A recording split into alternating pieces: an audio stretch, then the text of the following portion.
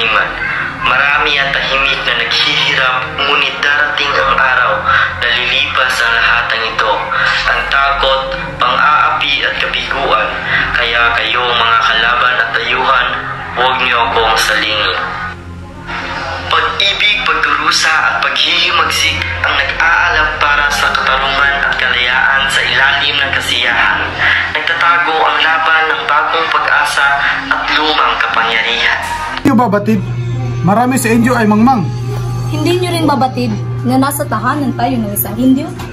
Maaari bang masaktan si Kapitan Tiago? Tagal niya nang iniisip na hindi siya Indio. Mga kaibigan, pinakikilala ko sa inyo si Don Crisostomo Ibarra. Kakagaling lang sa Europa. Buenas noches mga kaibigan at sakura ng aking bayan, at lalo na sa matalik na kaibigan ng aking ama, Padre Damaso. Patawarin niyo po ako sa aking kamalian. Hindi ka nagkamali. Hindi ako ang tunay na kaibigan ng iyong ama. Ikaw ba ang anak ni Don Rafael? Opo, Senyor Teniente. Maligayang pagdating. Senyor Ibarra, sa 7 taon niyo sa Europa, anong pinakamalagang natutunan mo? Kalayaan o pagkakaalipin ng bayan ang nagdidikta ng kasaganaan nito.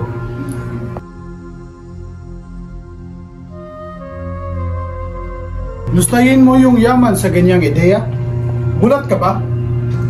Nagpapasalamat ako't palagay loob ng dating kura sa akin. Naway pagpaumanhin ninyo ako dahil may gagawin pa ako bukas at makahaba pa ang biyahe. Para sa Espanya at Pilipinas! Para sa Espanya at Pilipinas! Lansangang abala katotohanang masakit palaman ang katotohanan. Senyor Ibarra, Teniente, ikaw pala. Ginulat mo ako. Mag-ingat kayo, Senyor.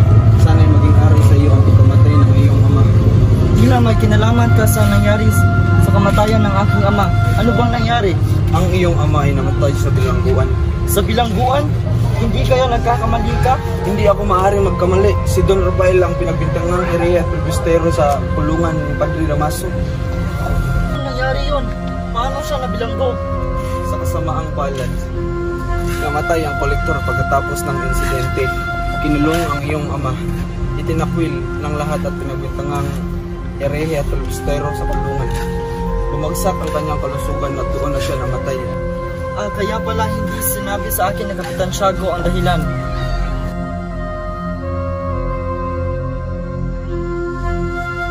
Bakit kaya wala mo siya?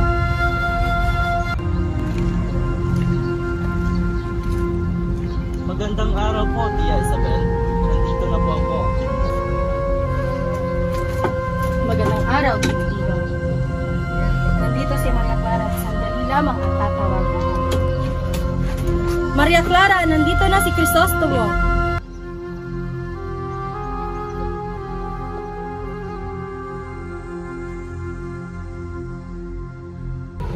Hindi kumukupas ang iyong problema.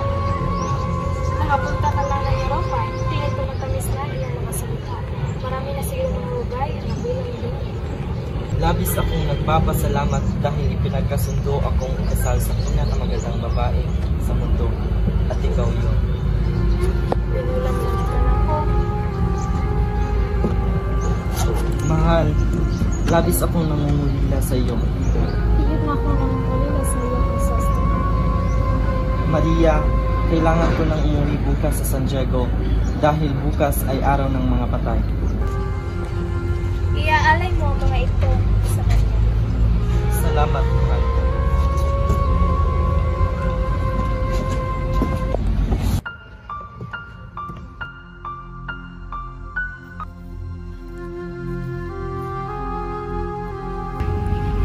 Nasaan ang libingan ng aking ama? Magandang umaga.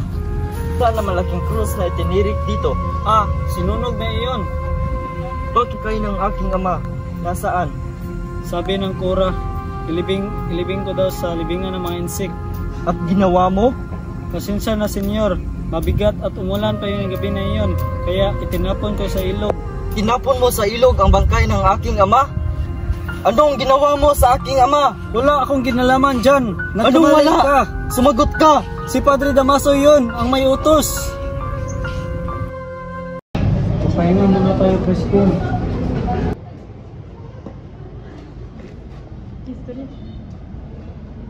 Kuya, magkano ba ang kita mo ng buwan? 2 piso. Bakit mo natanaw? Kuya, bayaran mo naman yung sinasabi nila nanakaw ko. Natatakot ako na baka malaman ito ni Inay. Hindi ko babayaran yan. 32 piso. Huwag kang mag-alala. Wala kang ninakaw. Paniniwalaan ka ni Inay. Hindi nila ako paniniwalaan. 2 real ang multa mo dahil di mo pinatugtog ng maayos ang kampana. At ikaw, Crispin, hindi ka makauwi hanggang di mo isinuli ang mga ninakaw mo. Huwag ko! Kuya, papatayin mo ba? Masarap ang niluto ko. Gutom na gutom na siguro. May pagkain ba? Oo. Nasaan? Bilisan mo!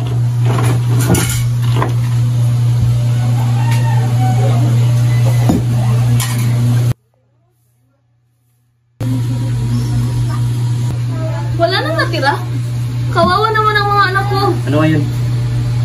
May reklamo ka? Asan ang mga batang yun? Nasa kumbento pero uuwi rin sila. Inay! Ano nangyari? Ba't ka umiiyak? Crispin po, naiwan sa kumbento. Nakatakas na po ako. Pinagbintangan siyang nagnakaw. Pinakawan daw? Ang mabait kong anak? Bakit ba kailangan tayo ang magdusa? Dahil ba mahirap lang tayo? Diyos ko, ano nang gagawin ko? Crispin! Senyor!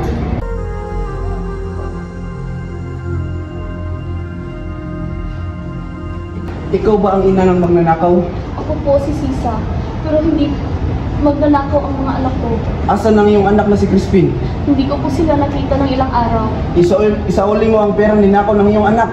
Senyor, kahit gutom na gutom kami, pero hindi po kami magnanakaw. Halika, ikaw lang ang aking igukulong.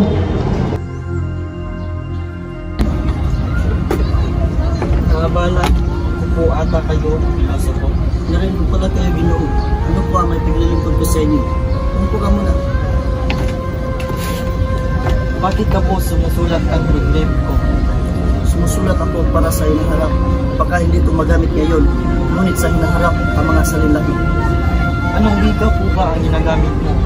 Sa sariling wika natin, Tagalog. Maaari mo bang gamitan ng hieroglifiko ang Tagalog? Maaari. Higit na mas mabuting gamitan ang alpabetong Pilipino kaysa sa Latin. Nais ko po sanang magpatayo ng paaralan bilang pag-aalala sa aking kasintahan. Baliw na pangarap iyon, pero kailangan mo makipagtulungan sa dapat na tao. Naniniwala po ako na mangyayari ang aking mga plano. Huwag mo gawin ang iyong plano hanggat hindi mo pa natatanggap ang kasayuan ng iyong ama. Sila ang dahilan kung bakit namatay ang aking ama. Hindi ko nais ipaghiganti sila alang-alang sa relihiyon. Mabigo man kayo, masaya po kami nakikita kayo na gumagawa ng paraan para sa nararapat. Salamat. Pupunta na po ako sa pura.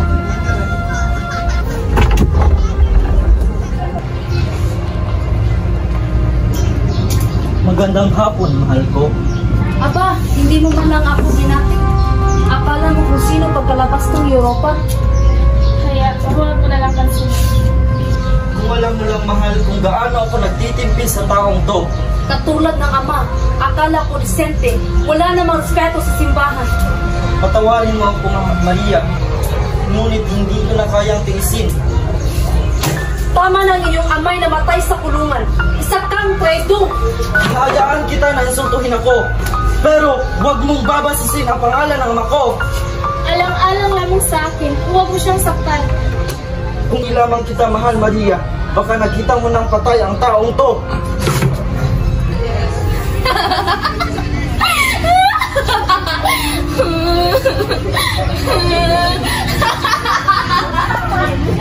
Mga Guardia Civil!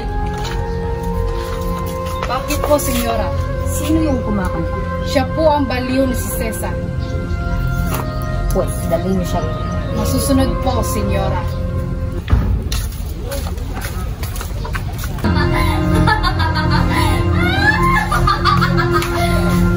Baliw, sumama ka sa amin.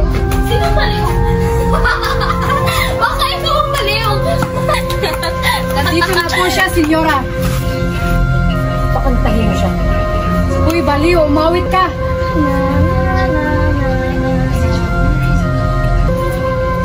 Magaling. Mga gwardiya civil, maaari na kayo. Salamat po, senyora. Hoy, baliw. Sino baliw? Baka ikaw ang baliw. Ako? Hindi ako ang baliw. Ikaw ang baliw. Ako? Oo, ikaw nga. Baka ikaw? Vamos, magkangkartas.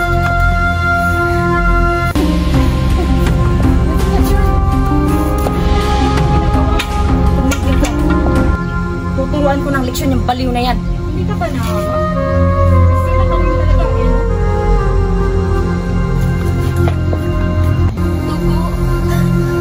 Crispin? Basilio? Arya, sige. Mabuti ng babaeng ito. Bukas, dalhin niyo sa tahanan ni Crisostomo Ibarra.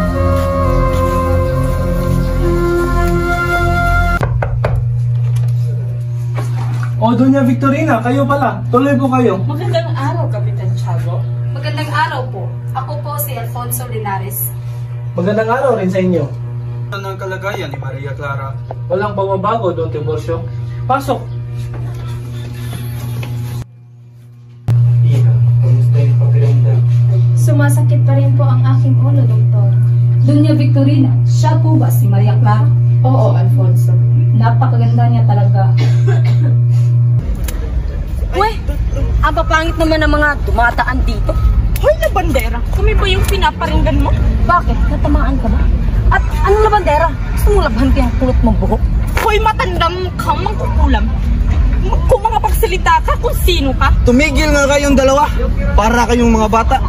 Alvarez, pagsabihan mo tong asawa mo mukhang Kung mangkukulam. hindi ka lang isang babae. Tayo na nga, Victorina. Wala tayong mapapala sa mga yan. Hoy, ang kapal na mukha mo! Po, Ilyas! Senyor Ibarra, umalis na po kayo dito sa lugar. Hindi na po kayo ligtas. Anong ibig mong sabihin? May pag-aalas na pong magaganap. At ikaw po ang pagbibintangan sa pasisimuno nito. Ngunit sino ang? Hindi ko rin po alam kung sino may pakanan nito. Anong dapat kong gawin? Sunugin mo ang mga papilis. Umalis po kayo kahit saan. Kung hindi kayo masusundan.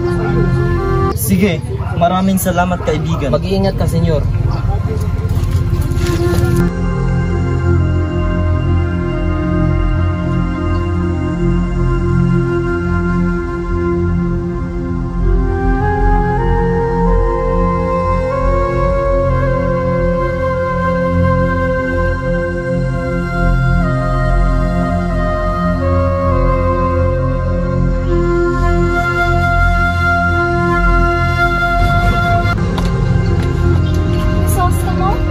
Patawarin mo ako, mahal ko. Ito na ang huling pagkikita natin. Kailangan ko na umalis sa lugar nito. Huwag sabihin niya. Dahil nasisiguro ko na mag-aalinlangan ka sa akin kapag nalaman mo na. Paano?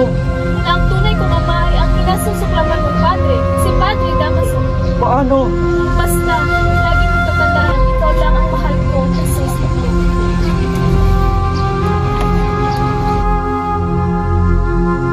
Hindi! Hindi ito maaari, mahal ko! Anong nangyari sa iyo, anak? Basta niya na po ba kayo? Wala na siya! Ngunit, Si Ibarra lang mahal ko! Ayoko kay Alfonso!